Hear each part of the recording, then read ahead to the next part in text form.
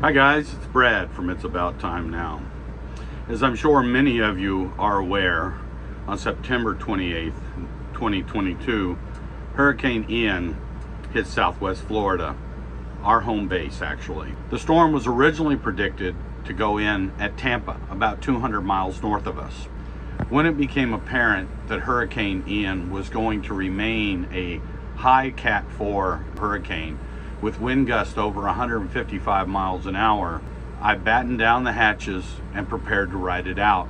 And then the news announced that they were expecting a storm surge up to 15 feet. This would significantly flood my home. I took the motorhome to a strip mall when the storm was really just starting to kick off. I placed her back to the wind, I put the jacks down, and we held on. It was just the dogs and I, as Diana was on a pre-planned trip with family up north.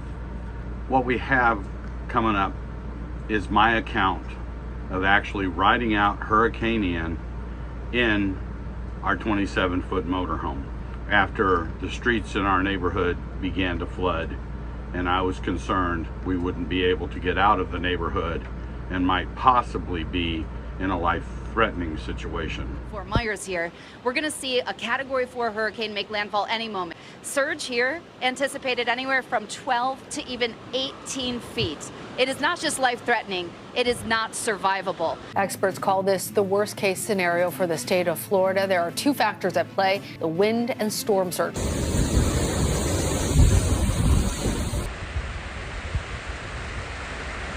When the water began to rise, I decided it was time to go. I took the motor home and drove it over to a strip mall about 3 miles from our home. Keys are telling a story. Everybody's sitting still, but we're not sitting still. The strongest winds have not even gone through North Naples yet. I just felt some very strong winds out here. Oh, that's a good one.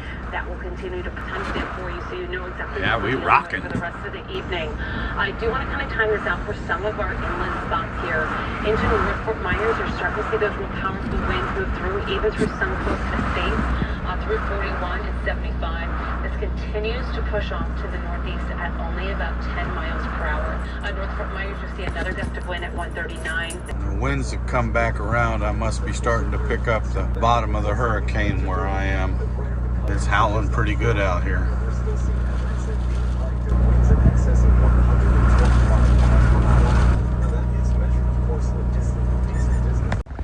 Well, this is our neighborhood.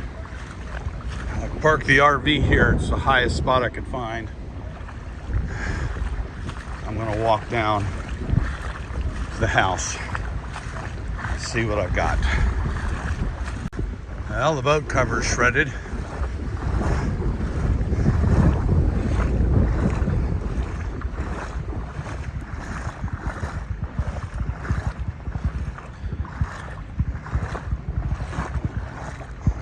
There's the truck sitting in the seawater. The boat is definitely moved.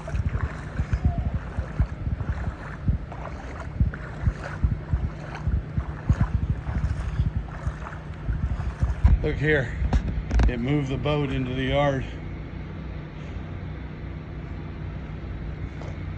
I think the truck's okay. At least from my initial look. We're missing some shingles for sure. Here we go. I'm gonna take my shoes off. I brought a flashlight, so I got that going for me. The living room is dry. The house is dry.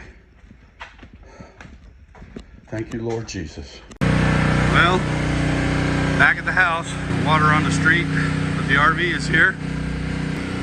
Water's gone down since earlier. Getting ready for sunset now.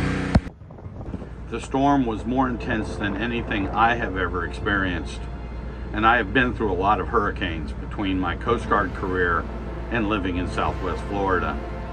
I watched whole trees come past my motorhome, roof tiles, scratching it, hitting it, and making unbelievable noises. I'm thankful that we still have a motorhome, and that we still have a house, and that we still have our lives.